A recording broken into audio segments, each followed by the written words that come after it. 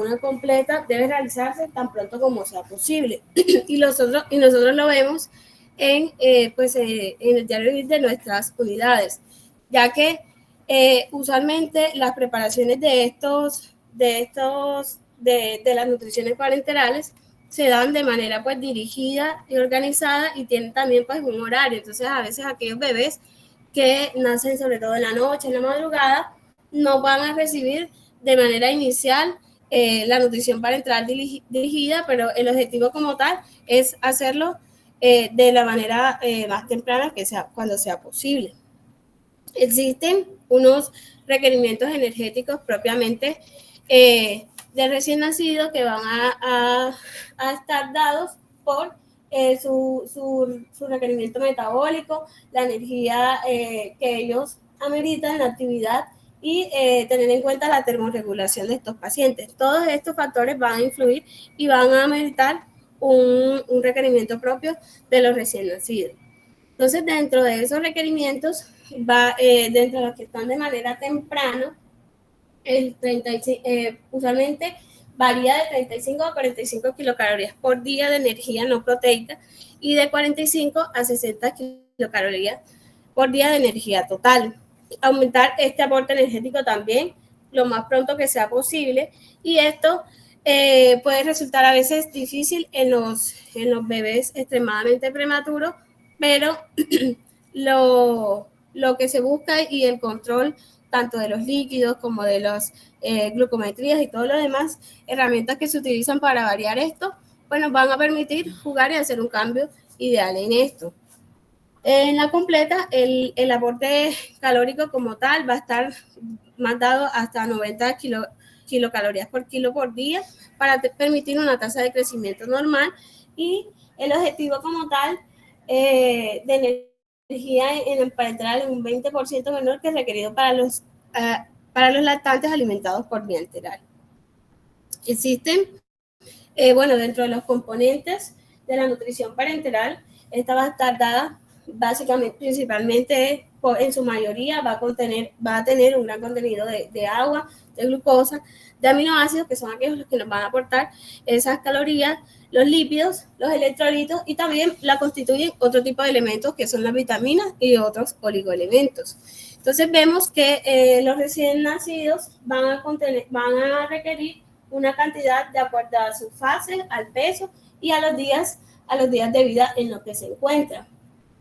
Esto vemos en la parte inicial como los gatos tienen un mayor requerimiento pues de agua, y todos los sistemas que se van a ver alterados o varían de uno a otro de acuerdo al peso y a los días.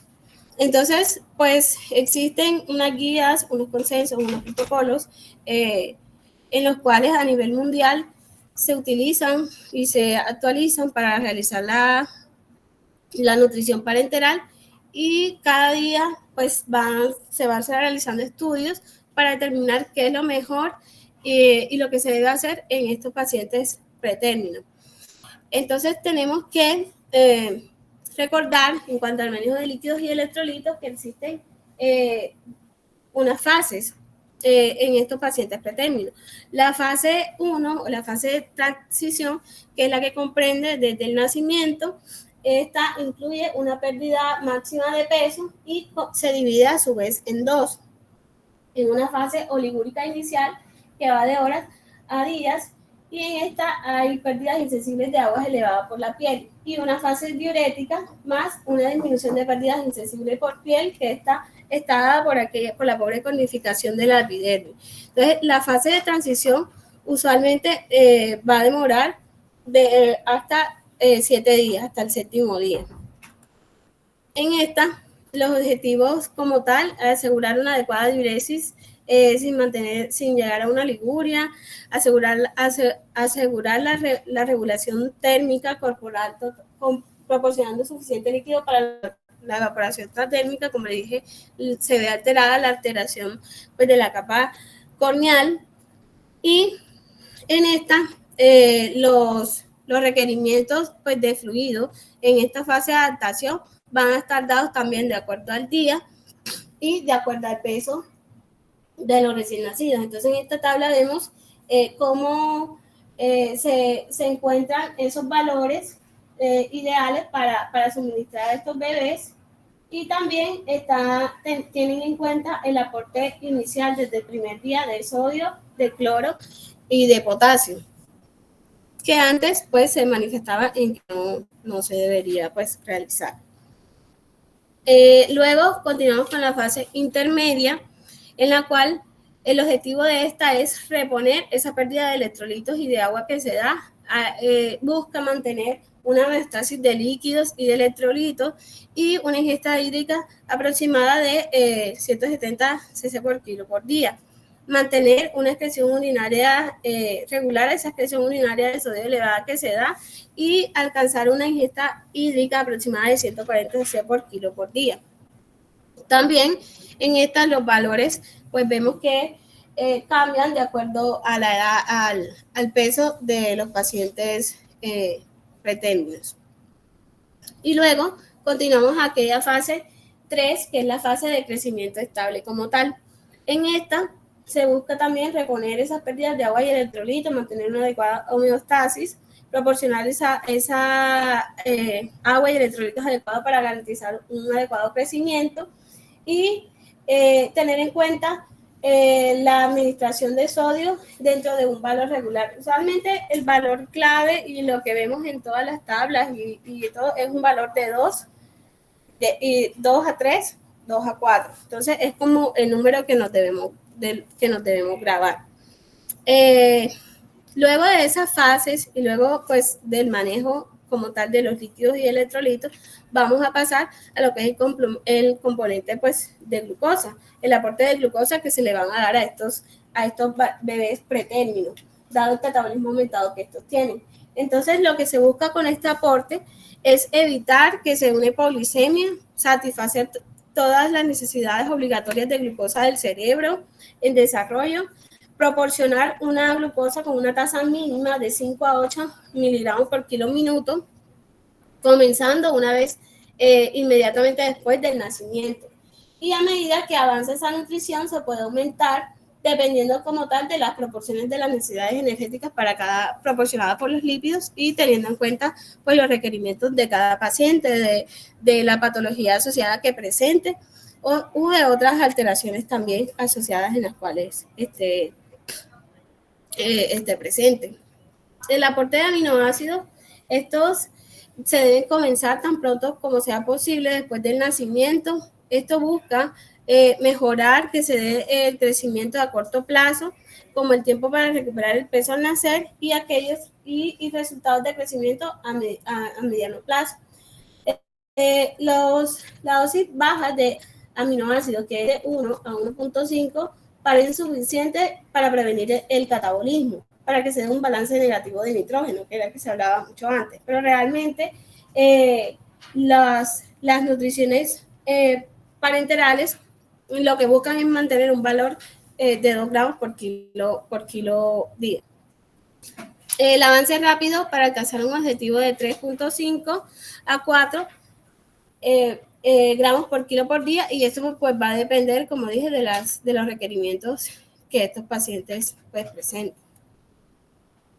Este estudio fue un ensayo multicéntrico como tal, doble ciego, que se hizo en lactantes menores de 1000 gramos, y fue realizado en 8 unidades de cuidado intensivo neonatales, en los cuales se estudió a aquellos pacientes que recibieron dosis de 1 gramo por kilo por día, que fue el grupo de intervención, y aquellos en los que se comparó con el placebo, que durante los primeros 5 o 10 días que no recibieron ese aporte.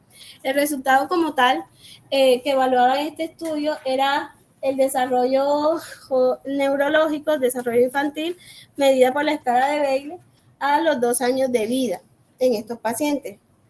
En estos casos se observó una supervivencia sin discapacidad en los rangos de moderada y de compromiso en la escala de Bayley moderada en los pacientes que recibieron un aporte mayor de 1 gramo por kilo por día.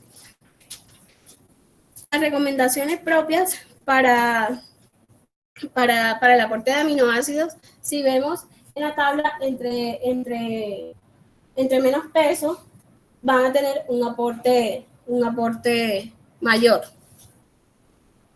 Y pues se tienen en cuenta esos aminoácidos. Existen soluciones de aminoácidos pediátricas que contienen una mayor concentración de aminoácidos esenciales, que son aquellos en los cuales el cuerpo pues no produce y debe estar incluido sí o sí para poder garantizar el desarrollo neurológico de estos pacientes. En esto, estos aminoácidos esenciales y menos cantidad de aminoácidos no esenciales en comparación con las otras fórmulas para adultos respecto a los pediátricos. Entonces, en la tabla vemos cuál es el aporte de las diferentes soluciones que ya vienen prescritas y el valor que trae cada uno de ellos. Entonces, pasamos a la parte de lo que son los lípidos. Esto nos van a permitir, los lípidos deben proporcionar entre un 30 y un 50% de la energía no proteica en la nutrición de estos pacientes.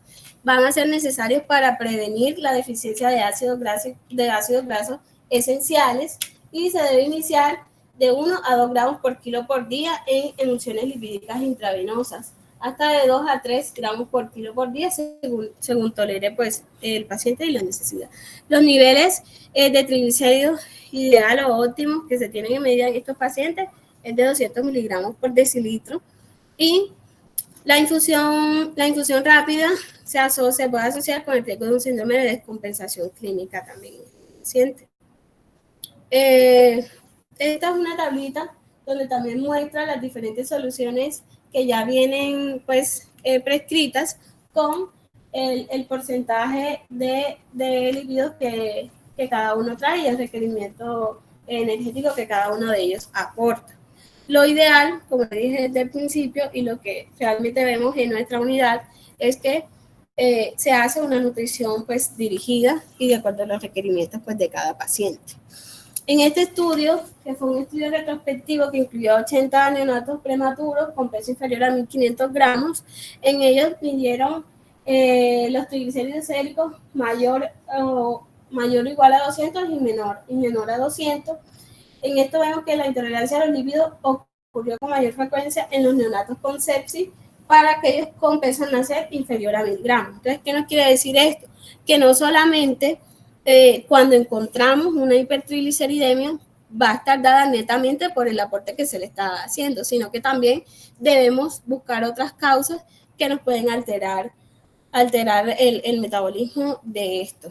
Entonces se sugiere de que los niveles séricos de triglicéridos deben ser estrechamente monitorizados para prevenir la intolerancia a los lípidos en neonatos prematuros con las características pues descritas. Pasamos a lo que es el uso del calcio y fósforo. El aporte del calcio y el fósforo es fundamental también y se requiere en la nutrición parenteral. Esto vemos que nos permite, en esta tabla, vemos todo el aporte que nos da en cuanto en la coagulación, a nivel esquelético, neuromuscular, la integración y la funcionalidad de la membrana, cómo se da la actividad secretora de la membrana. Entonces, son elementos que debemos tener presente y que también hacen parte fundamental de esto. El fósforo se encuentra abrumadoramente en los sistemas biológicos como un fosfato. Varía un rango de 100 miligramos de fosfato, contiene aproximadamente 32 miligramos de fósforo y nos permite optimizar la mineralización ósea. El logro como tal de las mezclas parenterales que aportan esto es que tener en cuenta cuando evitar la precipitación de calcio y fosfato y ante altas concentraciones de calcio y de fósforo en la nutrición parenteral en bebés prematuros, se debe tener una proporción óptima de 1.7 a 1 de acuerdo con una relación uno al otro. Estas son pues los valores o los rangos de acuerdo a los días en los que tenemos que tener en cuenta para administrar estos oligoelementos. El calcio y el fosfato, la hipofosfatemia es una de las que tenemos, de las alteraciones electrolíticas que tenemos vigilantes y se mantienen durante en control, en seguimiento, mientras tenemos un paciente con nutrición parenteral.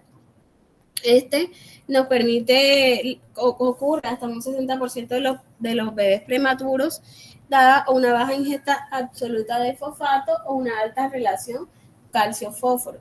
Y la hipercalcemia también puede presentarse y se puede dar por una baja ingesta absoluta de fosfato o una alta proporción de calcio-fosfato o una introducción tardía del fosfato. Entonces vemos que estos dos están relacionados y están pues admitidos el uno con el otro. Dentro de los minerales encontramos que las formulaciones estándar de oligoelementos incluyen lo que es el zinc, el cobre, el selenio, el manganeso y el cromo. Tener en cuenta que los bebés con enfermedad hepática colestásica, la dosis de cobre y del manganeso debe reducirse porque estos elementos se excretan en la bilis y van a causar un mayor empeoramiento pues de esto. Estas son las recomendaciones pues que nos trae la guía en cuanto a las dosis, a los requerimientos que ameritan, y pasamos al uso de lo que son las vitaminas. Las vitaminas en los pacientes pretérmino, ellos van a necesitar una mayor cantidad de vitaminas. Estas están diseñadas específicamente para satisfacer esas necesidades de esos bebés pretérminos, y las formulaciones vitamínicas pediátricas generalmente no satisfacen o exceden las necesidades de los prematuros en comparación con los pacientes pediátricos y prematuros. Vemos también en la tabla cuáles son las dosis que estos deben ser suministrados. ¿Por qué son importantes? Porque, por ejemplo, la vitamina A va a intercurrir en el desarrollo de una adecuada inmunocompetencia, diferenciación celular, tener en cuenta también pues que esta puede ser fotodegradable y a la unión de los materiales de la administración. Entonces es por ello que se dan ciertas medidas cuando se realiza la administración de esa nutrición parenteral. La vitamina E nos va a permitir eliminar el eliminador de radicales libres, protege como tal los ácidos grasos poliinsaturados y contiene componentes de la membrana celular para evitar la peroxidación. Y las vitaminas solubles en agua, estas también hacen parte de ese grupo de vitaminas que presentan, que requieren estos pacientes. Entonces, se han hecho, pues, la evidencia nos muestra el uso, pues, también, por ejemplo, de la L-carnitina. Este fue un estudio en el cual se utilizaron en 124 recién nacidos, incluyeron 2 estudios con pacientes menores de 1.500 gramos y con menores de 32 semanas, en el cual compararon, miraron el uso de la L-carnitina. Se asociaron la insuficiencia de la carnitina, alteración de la oxidación de ácidos grasos y de cetogénesis. También en cuanto al uso como tal de esta, no apoya como tal el uso regular de la carnitina para la prevención de apneas del prematuro ni la ganancia de peso, pero sí pues está asociada a lo que, porque puede correlacionar con la cetogénesis y la alteración de la oxidación de ácido graso. También pues se tuvo en cuenta el uso de heparina en cuanto a las nutriciones parenterales neonatal como medida para reducir la obstrucción del catéter venoso central, sobre todo en las sepsis relacionadas con el catéter. Realmente los otros estudios no fueron concluidos, o sea, no se mostró una disminución del uso de la reducción de la obstrucción de los catéteres con el uso de heparina, y es por eso que vemos que en las unidades realmente esta pues no se usa. Aquí pues vemos la tabla de las diferencias en el uso de los pacientes con carnitina y los que no usaron carnitina para en relación a la displasia broncopulmonar con el uso de uno y otra. Dentro de los estudios que incluyeron, Realmente dos mostraron que sí hubo una asociación a mejorar en cuanto a la displasia broncopulmonar, pero se concluye que se necesita mayor evidencia para esto.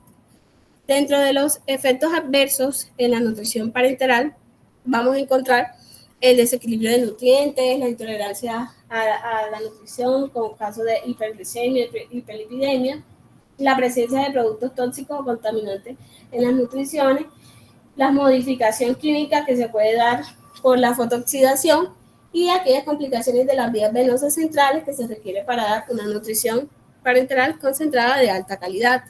Entonces, su frecuencia de estos efectos adversos va a variar y tenemos que resaltar o recordar que una de las más graves es la enfermedad tóxica hepática que se puede producir en aquellos pacientes que reciben nutrición parenteral. La hiperglicemia en los recién nacidos se asocia con resultados adversos como la hemorragia intraventricular, incluso hasta la muerte. Las guías recomiendan un umbral mínimo de glucosa de 40 milímetros de mercurio y se debe tener un control estricto, vigilar unos niveles que estén entre 70 y 100 milímetros de mercurio. Como también evaluar que un paciente normoglicémico va a tener mayores ganancias de peso y de circunferencia a nivel cefálico. La menor ganancia en la longitud en los casos que hacen pues, hipoglicemia y mayor incidencia pues, de hipoglicemia va a empeorar todo eso. Las estrategias también para mantener un paciente normoglicémico bajo nutrición parenteral, pues está un adecuado uso de lípidos parenterales, limitar la tasa como tal de infusión de glucosa y llevar un seguimiento estricto a eso. Y en los casos en los que pues se requiera el uso pues de la insulina, en los casos de hiperglicemia grave, sobre todo mayores de 250.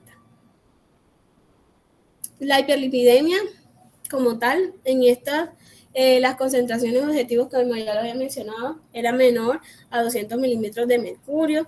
Se debe garantizar que la infusión de los lípidos sea de 2, mayor o igual a 2 gramos por kilo por día.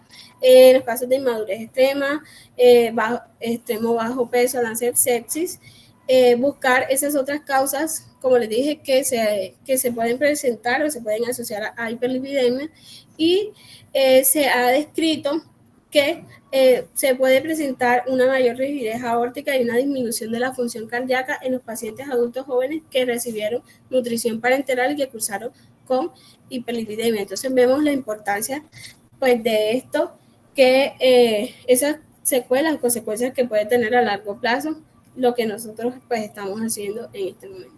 La toxicidad hepática, como les dije, esta va a estar dada por ese aumento de la bilirrubina directa mayor a 2 miligramos por decilitro durante más de 2 o 4 semanas.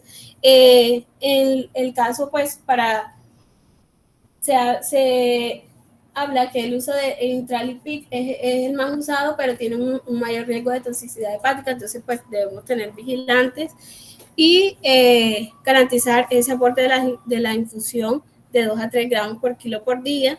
En los casos en que se dé pues, un aumento de esto, reducir ese aporte brindado y usar unos lípidos alternativos con niveles más bajos de fitoesteroles. Dentro de los factores asociados a enfermedad hepática grave están factores que pueden estar dados por el paciente o factores que pueden estar dados por de riesgo específico pues, de la nutrición. Dentro de los propios del paciente, pues se encuentran pues, claramente la prematuridad, la restricción del crecimiento intrauterino. Estos pacientes desarrollan más complicaciones durante por toda la regulación que tienen de su sistema pues, endocrino. A nivel de alteraciones genéticas también, sepsis, trastornos gastrointestinales y alteraciones pues, en la anatomía intestinal, crecimiento excesivo de bacterias a nivel de intestino delgado.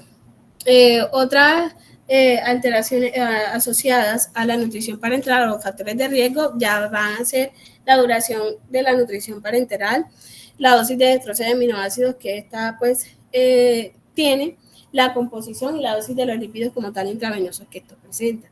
Entonces, este es un esquema en el cual vemos la importancia o el papel de la señalización de la FXR a nivel hepático, que produce una alteración y va a llevar a una disminución también con la regulación de la circulación portal de los enterocitos, y va a causar una alteración a nivel de los ácidos biliares y va a causar un empeoramiento y un daño a nivel hepático.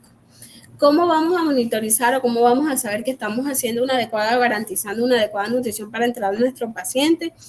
Pues los controles que se hacen de glicemia, los controles de electrolitos, creatinina a nivel de los electrolitos, pruebas hepáticas y proteínas. Entonces, las medidas o el seguimiento sugerido durante la nutrición, aparte de las medidas de laboratorio, son las medidas clínicas, que son el peso, que se debe hacer diario, la longitud del perímetro cefálico, que se hace semanalmente, los niveles de glucosa plasmática y los otros componentes de laboratorio que ya pues los mencioné.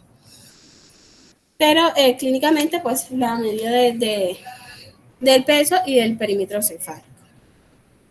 Las recomendaciones a tener en cuenta por el personal de enfermería para una infusión de esta, porque al igual esto es una solución que tiene altos componentes y que, dadas las características de cada uno y la unión de estas en una sola solución, pues se debe tener ciertos cuidados en esto. Entonces debemos controlar, pues se debe controlar y verificar la indicación y el rótulo de la nutrición parenteral, el nombre correcto, o sea, sus correctivos adecuados de un medicamento, la vía de infusión y el volumen a administrar también, que esto es muy importante, comparar la prescripción con el rótulo de la bolsa, y realizar también una adecuada fotoprotección.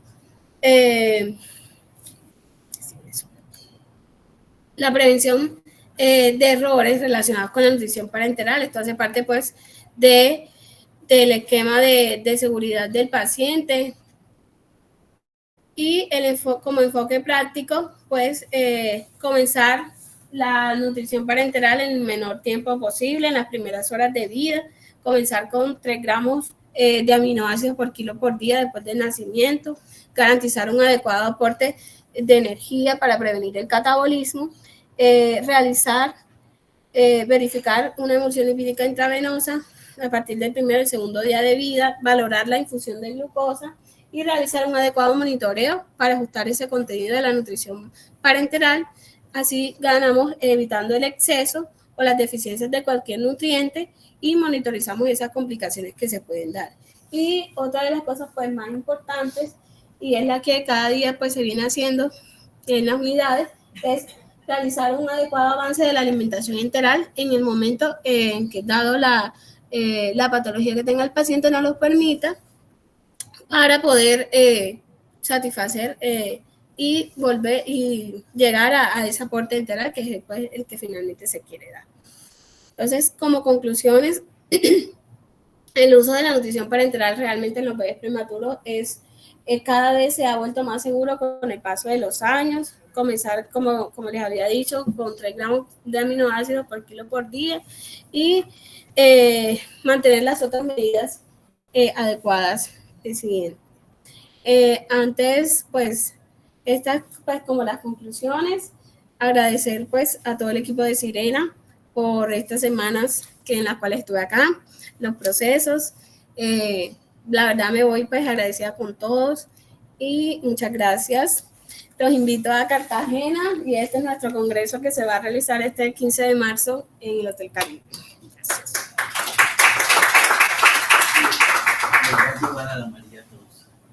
Nos va a llevar. Felicitaciones, Ana María, en la presentación completa. La idea es que quisimos hacer la presentación porque tenemos toda duda de qué nutrición parenteral colocar en nuestras unidades. Y una específicamente son las soluciones de aminoácidos que tienen solo aminoácidos y electrolitos, y que algunas personas los colocan varios días. Ana María nos refirió a eso, pero colocar aminoácidos solos, sin lípidos, sin micronutrientes, macronutrientes, elementos traza, varios días afecta el neurodesarrollo. Yo pienso que tenemos que evaluar estudios no solo a corto plazo, sino a largo plazo. Mirar si realmente ese tipo de nutriciones son las que benefician a nuestros pacientes y ustedes como pediatras, neonatólogos que están acá, tomen la mejor decisión en pro de los pacientes. Yo siento que lo que presentó Ana María y que tiene evidencia y lo muestra con que están las guías de Colesco y las guías que aparecen a nivel mundial que tienen la referencia allí, recomiendan empezar esos aminoácidos, generalmente no necesariamente a 3, pueden ser a 2 gramos por kilo, pero con lípidos y ojalá algunos elementos traza y algunos vitaminas y algunos electrolitos cuando el paciente tiene las condiciones adecuadas para hacerlo. Entonces esa era la discusión, si colocamos ese tipo de sustancias, pero yo le pedí el favor que buscara esas soluciones que tienen solo aminoácidos y electrolitos, si tienen evidencia, pero no sé si encontró algo. Esa era la ruta de búsqueda. Realmente el doctor Colesco no las menciona en todo lo que es su guía en las clínicas de perinatología, no aparece eso en lo que él publicó hace como menos de 2 años, no aparece este tipo de sustancias. Pero bueno, si se usan y todo eso lo demás, la gente entienda que realmente si estamos haciendo bien o no y que tenemos que trabajar es con medicina basada en la evidencia, que es lo que quiero que todos tengamos acá. Ese era como mi comentario, no sé si hay algún comentario de los residentes o alguien que esté conectado, algún comentario. Y no, dejamos allí y en 8 días vamos a hacer una presentación simultánea con otra institución donde hablaremos sobre todo lo que tiene que ver con los niños prematuros, el doctor Jiménez con el doctor Ortiz, y nosotros con el doctor Javier Fonseca presentaremos sobre los resultados de los niños que nacen a término. Hay una gran discusión si nacer a término, qué es nacer a término, término temprano, tardío, y qué riesgos hay de nacer a término temprano en los pacientes a largo plazo. Entonces, eso es lo que vamos a discutir dentro de 8 días y si están invitados dentro de 8 días para esa actividad de ginecobstetricia. Nos vemos. 8 días. Me llevo los residentes.